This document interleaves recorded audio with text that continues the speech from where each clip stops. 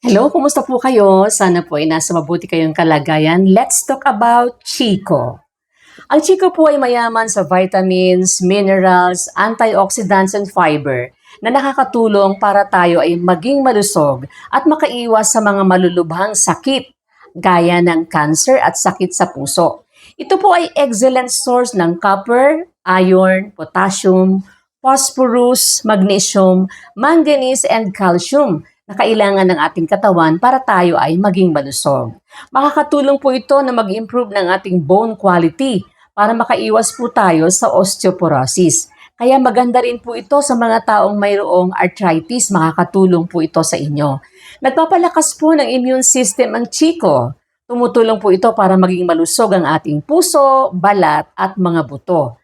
Makakatulong din po ang Chico sa pagre-regulate ng ating blood pressure. Kaya maganda rin po ito sa mga mayroong sakit sa puso.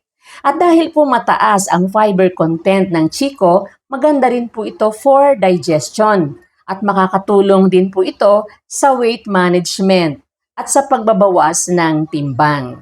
Nakakapagpaganda rin po ng balat at buhok ang Chico dahil sagana po ito sa vitamins, minerals, and antioxidants. Kaya makakatulong ito para magkaroon tayo ng healthy, glowing skin. Kaya kung panahon po ng Chico, magandang samantalahin po natin na makakain tayo ng Chico kasi hindi naman po sa lahat ng panahon ay mayroong Chico. Hindi po ito all season. Ito po ay seasonal fruit lamang.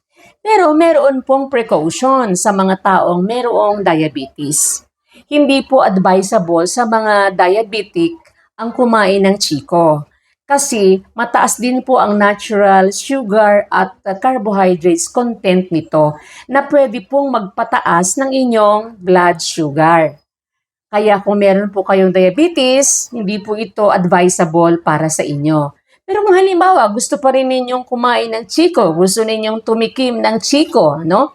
Siguro mas maganda, kumonsulta muna po kayo sa inyong doktor o kaya sa inyong dietitian para maitanong ninyo kung pwede ba kayong kumain ng Chico, kung gaano karami ang pwede ninyong kainin, at kung gaano kadalas kayo pwedeng kumain ng Chico. Para hindi naman po kayo ma-deprive sa inyong craving for Chico. Kasi paminsan-minsan lang naman po ang Chico.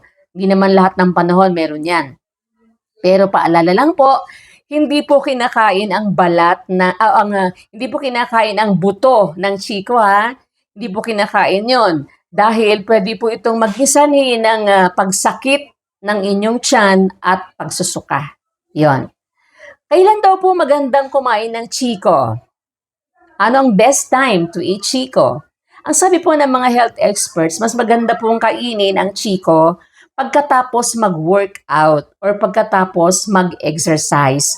Kasi makakapagbigay daw po ito ng energy boost sa ating katawan without spiking glucose excessively. Hindi raw po maganda na kainin ang Chico sa gabi kasi mas mababa po ang ating metabolism sa gabi kaya pwedeng tumaas ang ating glucose level overnight kung kakainin natin ito ng gabi. Kaya huwag daw po sa gabi ito kainin. Ayan. Meron ding mga ibang mga tao na hindi sila kumakain ng Chico kasi meron silang allergic reaction dito.